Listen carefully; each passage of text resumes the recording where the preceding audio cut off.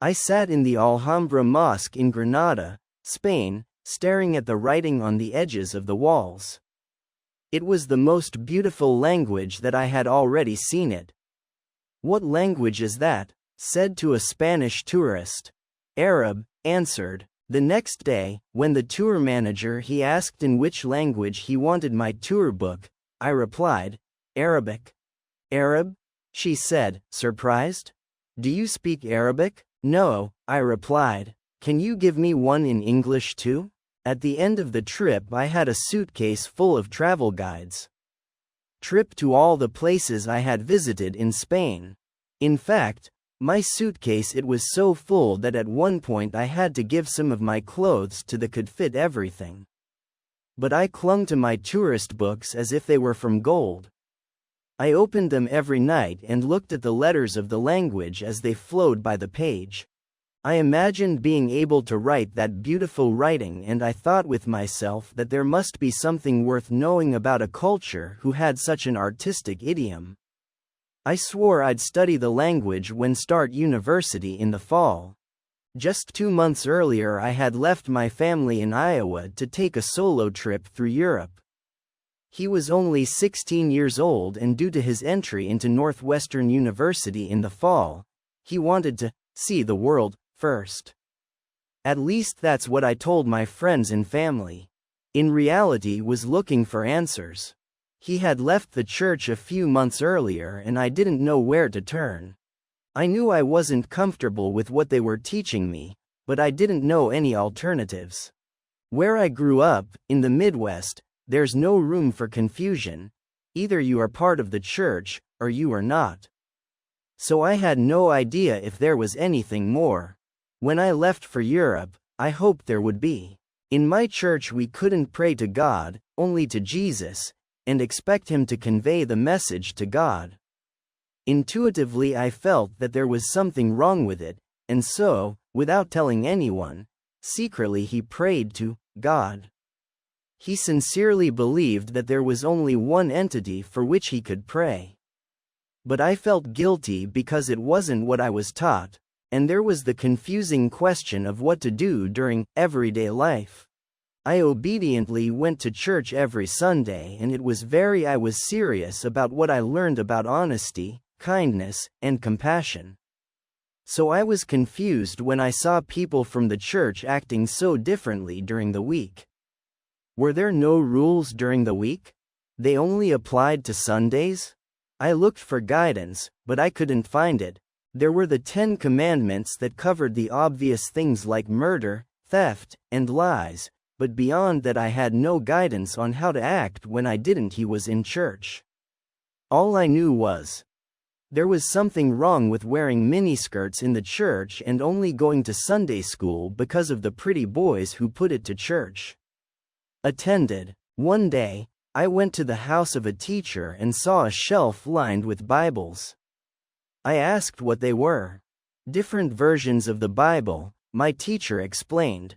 It didn't seem to bother him that there were so many different versions. But it bothered me. Some of them were really different, and some chapters were even missing from the version I ringworm.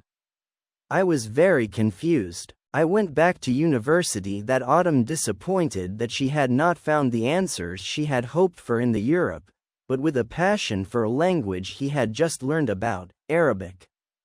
Ironically, I had stared precisely at the answers that he searched the walls of the Alhambra. But it took me another 2 years to realize that. The first thing I did when I arrived on campus was sign me up in Arabic classes. She was one of only 3 people in the class, highly unpopular. I was immersed in my Arabic studies with such passion that my teacher was confused. I did my homework with a calligraphy pen, and I went to the Arab areas of Chicago just to try to find a bottle of Coca-Cola written in the language. I begged him to lend me books in Arabic, just so I could look at the writing. When I reached my second year of university, I decided that I should consider a major in child studies. Middle East. So, I signed up for some classes focused on the region. In a class we studied the Quran. I opened the Quran one night to do my work of house, and I couldn't stop reading it. It was as if I had caught a good novel. I thought to myself, wow. That's great. That's what I've always believed. Answers to all my questions about how to act during the week, and even states a lot clearly there is only one God. It all made a lot of sense. I was surprised that there was a book written about everything I believed in and had been seeking. I went to class at the next day to ask about the author of the book, so that he could read more his books. In the copy they gave me there was a name. I thought he was the author of the book, such as the Gospels written by Saint Luke or other religions he had studied, who attribute their scriptures to someone who was inspired by the enough to write it.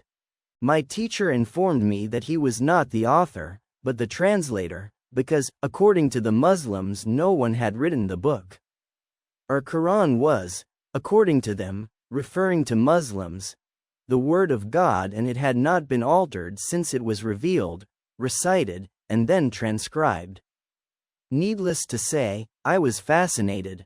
After that I stayed passionate, not only about my Arabic studies, but about studying Islam and going to the Middle East. In my last year at university I finally went to Egypt to continue my studies.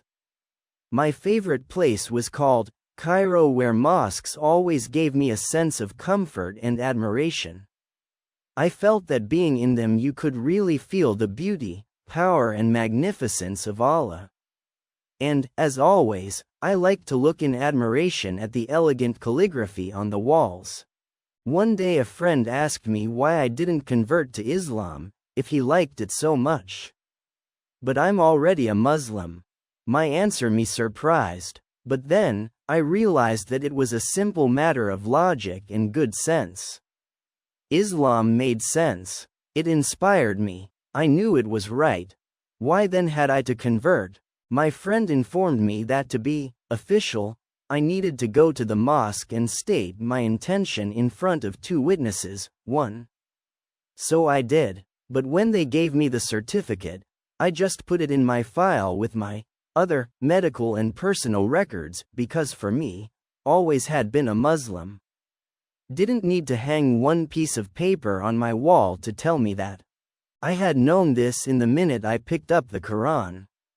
The minute I opened it, I felt like I had found my long-lost family. Instead, I hang a photo of the Alhambra Mosque on my wall.